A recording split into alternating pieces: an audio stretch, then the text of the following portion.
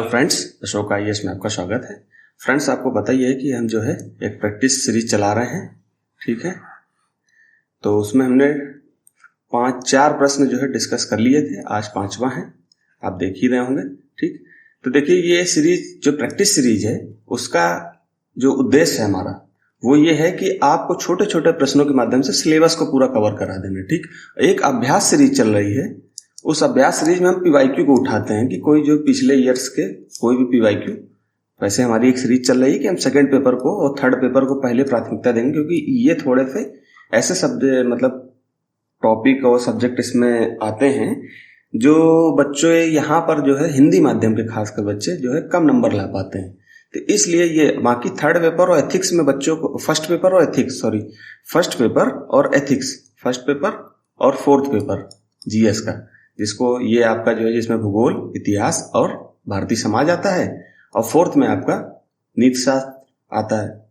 तो ये जो है यहाँ पर बच्चे अच्छे नंबर ले आते हैं हिंदी माध्यम के। इसलिए जो है थर्ड पेपर और सेकंड पेपर को कैसे हम पीवाईक्यू के माध्यम से देखें, एक तो इसका जो है जो बच्चे कभी पीवाईक्यू नहीं देखते हैं वो इस माध्यम से पीवाईक्यू भी देखते रह जाएंगे। जो अभ्यास सीरीज चल रही है उसकी बात कर रहा हूँ, ठीक। और यहाँ पर जो प्रैक्टिस सीरीज चल रही है उससे हम जैसे राष्ट्रपति, आप जब पॉलिटी पढ़ रहे हैं तो राष्ट्रपति के बारे में पढ़ रहे होंगे, तो वहां पर राष्ट्रपति में अध्यादेश शक्ति जो दी गई है उसके बारे में आपने पढ़ लिया, ठीक।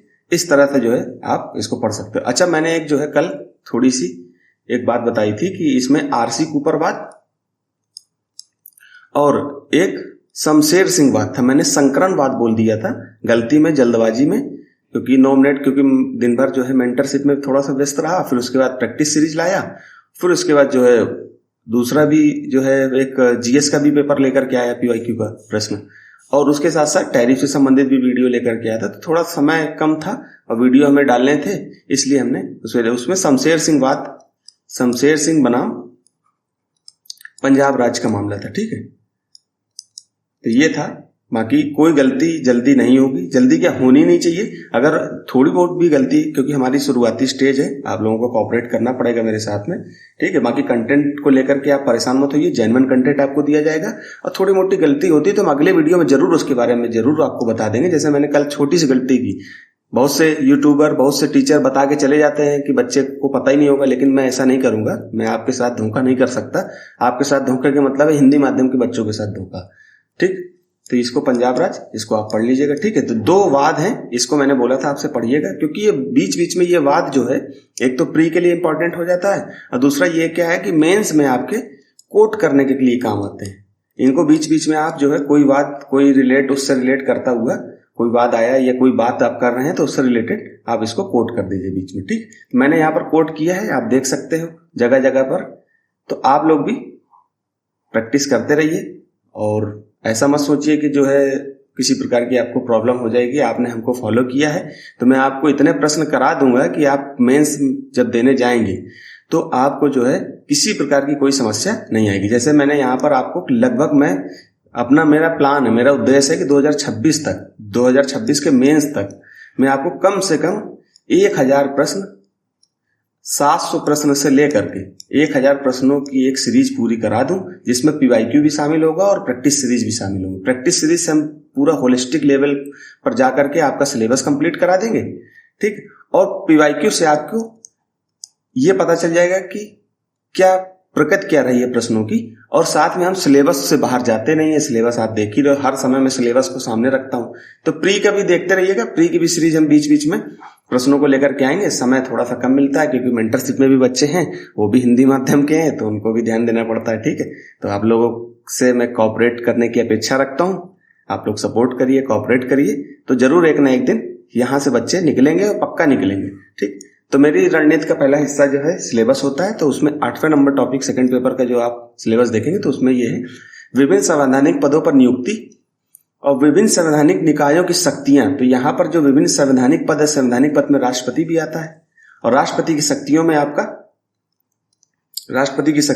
अध्यादेश भी आ गया। अध्यादेश कैसी शक्ति है? विधायी शक्ति है, ठीक है। तो उसमें जो है विधायी शक्ति है, ये ध्यान रखा करिए कि राष्ट्रपति की न्यायिक शक्ति क्या है, कार्यपालिकाई शक्ति क्या है, मतलब कार्यकारी शक्ति क्या है, फिर उसके बाद और विधायी शक्ति क्या है। इस तरह से जो है आप सब चीज को बांट करके पढ़ा करिए, तब आपको जो है ज्यादा अच्छे से समझ में आएगा। तो सीधे हम प्रश्न पे आते हैं। भारत के राष्ट्रपति की अध्यादेश संबंधी शक्तियों पर लगाए गए नियंत्रणों और सीमाओं को उल्लेख कीजिए। तो आप लोग सीधे से इसमें बोलिए कि इसको जो है आज मैंने यहाँ पर नहीं दिया है बीच में कि आपको कैसे लिखना, मैं यहाँ पर बता देता हूँ कि पहले तो आपको भूमिका लिखनी है। भूमिका में क्या लिखोगे? भूमिका में सिंपल लिखना है कि अध्यादेश होता क्या है। तो आपको अगर कॉन्सेप्ट क्लियर है तो बस भाषा उसको देनी है, ठीक है, आराम से भाषा दीजिए। अध्यादेश, ठीक, ऑर्डिनेंस, इसको आपको देना है। फिर उसके बाद जो है जैसे अध्यादेश को बताया कि सीधी सी बात है, जो हमारा GS2 पेपर होगा, GS3, उस थोड़ा सा फैक्चुअल टाइप की भूमिका हो सकती है कि जैसे रिपोर्ट्स कोई ले लिए, कोई अनुच्छेद ले लिया, ठीक है, तो इस तरह से उठा सकते हो। तो मैं आपको ज्यादा इधर उधर भटकने की जरूरत नहीं है। सिंपल आप समझ लीजिए कि अगर संविधान से रिलेटेड कोई टॉपिक आ रहा है तो उसमें हम सीधे अनुच्छेद से उसकी भूमिका शुरू कर देंगे, ठीक। बाकी और भी कुछ चीज आपको याद आती है उससे भी कर लीजिए, लेकिन आप मोटा मोटा याद करके रखिए, क्योंकि बहुत सारे पेपर हैं, 4 पेपर आप पढ़ने पड़ेंगे, तो अलग अलग चीजें याद करनी पड़ेंगी कि इसको भूमिका कैसे स्टार्ट करें, उसकी भूमिका क्या करें। तो आप सीधे समझिए कि अगर GS पेपर सेकंड से और राज व्यवस्था से संबंधित प्रश्न आ रहा है, अगर वो राज व्यवस्था से संबंधित प्रश्न, संविधान से संबंधित प्रश्न अगर आ रहा है, तो उसमें हम कोशिश करेंगे कि अनुच्छेद या किसी भाग से संविधान के या किसी अनुसूची से हम उसकी शुरुआत करें, ठीक। और अगर कोई रिपोर्ट आ गई हो या कोई अधिनियम आ गया हो तो उससे भी आप शुरुआत कर सकते हो। मैं बता रहा हूं कि इससे जो है आपको भटकना नहीं पड़ेगा, ठीक है। तो भूमिका में आपने क्या लिखा? अध्यादेश। फिर मेन बॉडी में आपको इसके नियंत्रण और सीमाएं लिखना है। इसके बाद में मतलब बताना है कि कहां कहां पर इनको नियंत्रण, मतलब राष्ट्रपति के अध्यादेश को नियंत्रित करने का प्रयास किया गया है। नियंत्रण में आपको विधायी नियंत्रण, अगर आपको पता है तो न्यायिक नियंत्रण, इस तरह से भी विभाजित करके लिख दोगे, लेकिन इतना टाइम रहता नहीं है, ठीक। फिर इस तरह से, और सीमाएं भी अलग से आप लिख सकते हो। तो मैंने सीधे इसको सिंपल वे में, जैसे क्योंकि भाई GS में बहुत सारे प्रश्न, 20 प्रश्न करने होते हैं, तो आपको एक एक चीज याद नहीं रहेगी। तो मैं एक मोटा मोटा आपको एक कॉन्सेप्ट बताऊंगा जिससे आप प्रश्न को ज्यादा आपको देरी नहीं लगेगी और आराम से प्रश्न सीधे कर सकते हो। तो मैंने यहाँ पर स्टार्ट किया, जब संसद सत्र में ना हो और देश को किसी अति आवश्यक या अत्यावश्यक मामले की जरूरत महसूस हो रही हो, तो भारतीय संविधान के अनुच्छेद 123 के तहत राष्ट्रपति अध्यादेश प्रख्यापित कर सकता है। जैसे ये शब्द है प्रख्यापित, मतलब इसको संसद जब सत्र में ना हो तो प्रख्यापित मतलब ला सकता है, रख सकता है, इस तरह का ये शब्द है। तो ये शब्दावलियों को याद करने की कोशिश किया करो। मैं बता रहा हूं तो आप लोग तुरंत इसको नोट कर लीजिए कहीं पे। बाकी ये जो PDF है, मैं PDF टेलीग्राम पे दे दूंगा, आप लोग टेलीग्राम पर पहुंचिए। आपने सारे अधिकतर जो है इसकी PDF, जो भी प्रश्न मैंने अभी तक कराए हैं PYQ के और प्रैक्टिस के, सब दे दूंगा, ठीक। तो इसको आप ऐसे कर सकते हो, या इसकी शुरुआत ऐसे भी कर सकते हो कि भारतीय संविधान के अनुच्छेद 123 के तहत राष्ट्रपति को अध्यादेश जारी करने की, अध्यादेश लाने की शक्ति प्राप्त है। यह शक्ति तब प्रयोग की जाएगी या की जाती है जब संसद सत्र में ना हो। मतलब जोड़ करके आपको शब्दों को इधर से उधर लिखना है। अगर कॉन्सेप्ट क्लियर है तो आप इधर से उधर करके घुमा फिरा के लिख सकते हो। फिर मैंने नियंत्रण और सीमाएं के लिए एक ही हेडिंग बना दी। आप चाहो तो नियंत्रण की अलग बना लो, सीमाओं की अलग बना लो। मैंने इसको एक साथ ही कर दिया। तो फिर मैं एक पॉइंट पढ़ता हूँ। पॉइंट में आप कोशिश करो, मैंने देखो आजकल जो ट्रेंड चल रहा है वो पॉइंट पे देने का ज्यादा चल रहा है। बाकी ऐसा नहीं है कि, क्योंकि डिमांड के अनुसार भी होता है। क्वेश्चन की डिमांड कैसी, अगर इतिहास का क्वेश्चन लिख रहे हो तो वहां पॉइंट अगर ज्यादा नहीं बन रहे हैं तो जबरदस्ती पॉइंट खोसने की क्या जरूरत है, ठीक। तो इसलिए जो है जहां पर बनेंगे पॉइंट वहां पॉइंट देंगे, जहां पर बनेगा, जैसे ज्योग्राफी का क्वेश्चन लाऊंगा वहां पर आपको डायग्राम की ज्यादा जरूरत पड़ेगी, ठीक है। वेन डायग्राम वगैरह की जरूरत पड़ेगी तो वहां पर वेन डायग्राम की कोशिश करेंगे लाने के लिए। कोई मैप लाने की जरूरत पड़ेगी तो भारत का मैप, विश्व का मैप, वहां पर हम कोशिश करेंगे। आप लोग भी प्रैक्टिस करते रहा करिए कि मैप वगैरह बनाने की, है ना। तो इस तरह से जो है हम कोशिश करेंगे। तो हर एक क्वेश्चन की, हर एक सब्जेक्ट की, हर एक टॉपिक की अलग एक डिमांड होती है। उस डिमांड के अनुसार अब अगर आप एग्जामिनर के सामने प्रश्नों को परोस के दोगे तो एग्जामिनर आपको नंबर देने के लिए पागल हो जाएगा, ठीक। तो हम यहाँ पर पढ़ते हैं, अध्यादेश को दोनों सदनों में नियंत्रित करने का प्रयास किया गया। उसमें एक पॉइंट है, अध्यादेश को दोनों सदनों में प्रस्तुत करना अनिवार्य होता है। मतलब अगर अध्यादेश कब लाया जाता है, जब संसद सत्र में ना हो और संविधान संशोधन विधेयक भी लाया नहीं जाता। ये भी याद रखना, ये PT के लिए बता रहा हूं, ठीक।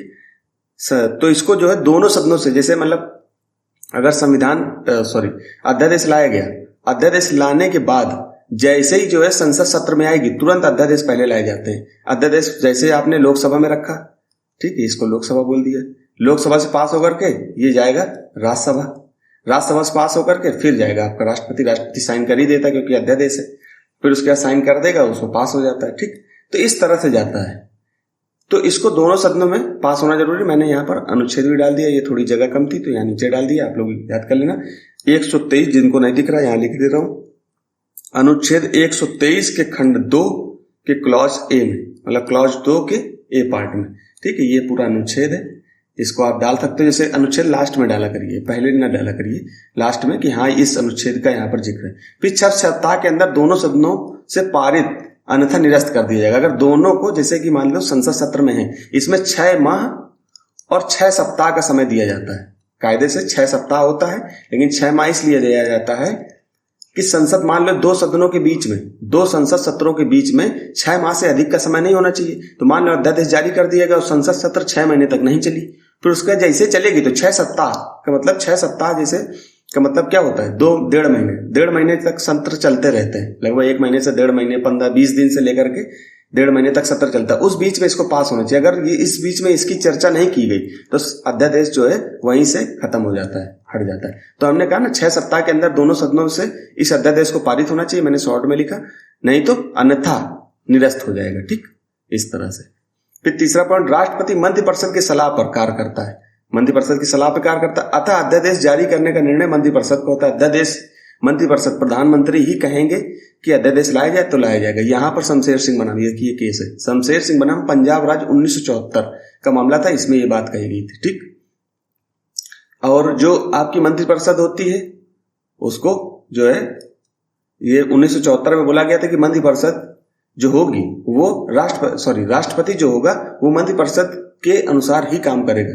ठीक, ये शमशेर सिंह बाद में कहा गया। ठीक, उसके बाद जो है राष्ट्रपति के अध्यादेश प्रख्यापित करने की शक्ति को न्यायिक समीक्षा के दायरे में रखा जा सकता है। ये आरसी के ऊपर बाद में, कि ऐसा नहीं कि जो है अध्यादेश आप कभी भी जारी कर सकते हो, तो इसको न्यायिक समीक्षा मतलब इसकी जो है कोर्ट में इस बात को ले जा सकता है। जैसे कोई व्यक्ति है वो अध्यादेश को कोर्ट में ले जाएगा कि अध्यादेश बार बार क्यों प्रख्यापित किया जा रहा है, तो ऐसा नहीं है कि उसको कोर्ट में नहीं ले जा सकते, ले जा सकते हैं। तो इसमें जो है आरसी के ऊपर बाद में ये बात बोली गई थी 1970 में कि राष्ट्रपति के अध्यादेश प्रख्यापित करने की जो शक्ति होती है वो न्यायिक समीक्षा से बाहर नहीं है, न्यायिक समीक्षा के अंदर है। ठीक, फिर 5वां पॉइंट, अध्यादेश को असाधारण परिस्थितियों में ही जारी किया जाना चाहिए। समान विधायी कार्यवाही का विकल्प नहीं होना चाहिए। मतलब ऐसा ना हो कि विधायी प्रक्रिया नहीं चल रही और आपको जो है कोई कानून पास कराना है तो आप तुरंत जो है अध्यादेश लिया, पास हो गया, ऐसा नहीं होना चाहिए। इसको ये है कि असाधारण परिस्थितियों के लिए रखना चाहिए, आपातकालीन परिस्थितियां, कि अगर देश जो है संसद सत्र नहीं चल रहा और देश को ऐसा लग रहा हो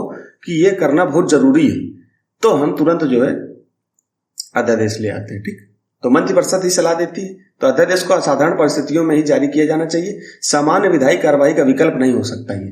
ठीक, फिर आगे पढ़ते हैं। इसका प्रयोग केवल उन्हीं विषयों पर हो सकता है जिन पर संसद कानून निर्माण कर सकती है। ठीक है, जिन पर कानून निर्माण संसद करती है केवल उन्हीं विषय पर होगा। संविधान संशोधन विधेयक पर अध्यादेश जारी नहीं हो सकता है। इसको खास तौर से याद रखना पीटी के लिए, कि संविधान संशोधन के लिए नहीं लाया जा सकता कि अध्यादेश जो है सरकार जो है अनुच्छेद 13 का, अनुच्छेद 368 का प्रयोग करते हुए लेकर के आ जाए। ठीक, फिर इसको, यदि अध्यादेश संविधान की मूल भावना और मौलिक अधिकार के विरुद्ध हो तो न्यायालय इसे असंवैधानिक घोषित कर सकता है। डीसी बाधवा केस, 3 केस मैंने बता दिए। एक तो आरसी के ऊपर वाद हो गया 1970। ठीक, फिर आपका दूसरा शमशेर सिंह वाद हो गया, शमशेर सिंह बनाम पंजाब राज्य 1974, और ये आपका DC Wadhwa case, DC Wadhwa case. ये देखो 3 केस आपको याद हो गया, प्री के लिए भी इंपॉर्टेंट हो गया और मेंस के लिए भी हो गया। ठीक, तो इनको बीच बीच में खोसना आना चाहिए। खोसने का मतलब यहां पर जैसे कोष्टक में डाल दिया, कहां पर किसकी जरूरत है, जब आप बार बार पढ़ोगे तब ये चीज डेवलप होगी। ऐसा नहीं कि आज पढ़े कल आपको आ जाए। तो यदि अध्यादेश संविधान की मूल भावना और मौलिक अधिकार के विरुद्ध हो तो न्यायालय इसे असंवैधानिक, मतलब कोर्ट इसको असंवैधानिक घोषित कर सकता है। ये किस केस में कहा गया, डीसी वाधवा केस में। फिर इसी प्रकार से हमने इसका निष्कर्ष साधारण बहुत सिंपल भाषा में लिखने का प्रयास किया। आप लोग चाहो तो मुझसे बेहतर भी लिख सकते हो। अतः यह कहा जा सकता है कि राष्ट्रपति को अध्यादेश की शक्ति का प्रयोग असाधारण, या मैंने असाधारण लिखा, आप चाहो तो आपातकालीन लिख सकते हो, असाधारण परिस्थितियों से निपटने के लिए किया जाना चाहिए, ना कि राजनीतिक उद्देश्यों की पूर्ति के लिए। ऐसा ना हो कि मतलब कि जैसे कि आप मान लो संसद में आप कोई विधेयक लेकर के आए, अब आपको लगा कि जो है विपक्ष जो है इसका विरोध करेगा, तो आपने सीधे जो है मंत्रिपरिषद, जिसकी सरकार होती है उसकी मंत्रिपरिषद होती है, और मंत्रिपरिषद से डायरेक्ट आप राष्ट्रपति से दबाव डाल करके, आप जानते हो कि राष्ट्रपति से मंत्रिपरिषद के हिसाब से काम करेगा, तो राष्ट्रपति से दबाव डाला, राष्ट्रपति से अध्यादेश करवा करके और जो है अपने राजनीतिक उद्देश्यों की पूर्ति के लिए वो बिल पास करा लिया। तो ऐसा नहीं होना चाहिए, ठीक। तो ये लोकतंत्र के लिए एक झटका होगा, तो इसको जो है थोड़ा सा ध्यान रखना है। ऐसे लिखा जाता है, अतः यह कहा जा सकता है कि राष्ट्रपति को अध्यादेश की शक्ति का प्रयोग असाधारण परिस्थितियों से निपटने के लिए किया जाना चाहिए, ना कि राजनीतिक उद्देश्यों की पूर्ति के लिए। अब देखिए, जो निष्कर्ष होता है वो हम सकारात्मक दिशा में या सुझाव के रूप में देते हैं कि सरकार को ये करना चाहिए, सरकार को वो करना चाहिए, तो एक सुझाव के रूप में होना चाहिए। जैसे मैंने यहाँ सुझाव देने का प्रयास किया है ना, अध्यादेश की शक्ति का प्रयोग असाधारण परिस्थितियों के लिए किया जाना चाहिए, ना कि राजनीतिक उद्देश्यों की पूर्ति के लिए। ये मैंने एक सुझाव दिया, एक कमेंट डाला, है ना, इस तरह से होना चाहिए। फिर कल के लिए एक प्रश्न है, कल आप लोग प्रैक्टिस करिएगा। देखिए, आप लोग प्रैक्टिस नहीं कर रहे हो तो ऐसे काम नहीं चलेगा। आप सोचो कि मैं प्रैक्टिस भी ना करूं और IAS भी बन जाऊं, तो गलत बात है ना। तो प्रैक्टिस करिए भाई, नहीं तो फिर हिंदी माध्यम का रिजल्ट आप लोग कैसे सुधार पाओगे। तो भारतीय संविधान को जीवंत दस्तावेज, मतलब कि जीवित है, आज भी जीवित है, क्यों माना जाता है, ठीक। मैंने इसको रिफ्रेम किया है, ये किसी जो है टेस्ट सीरीज का प्रश्न है, और जो टेस्ट सीरीज ऐसी वैसी नहीं है, बहुत बड़ी कोचिंग है, उसकी टेस्ट सीरीज है, ठीक। जो हमारे काम की चीजें हैं वो मैं निकाल लेता हूं आप लोगों को देने के लिए। तो बड़ी कोचिंग है, उसकी मैं टेस्ट सीरीज जो फायदे दे रही हैं आप लोगों के लिए, आपका सिलेबस पूरा करा देंगी, इसलिए मैं वहां से लाता हूं। यहाँ पर थोड़ा सा रिफ्रेम कर देता हूं क्योंकि कॉपीराइट का इश्यू आ जाएगा, इसलिए इसको रिफ्रेम कर देता हूं।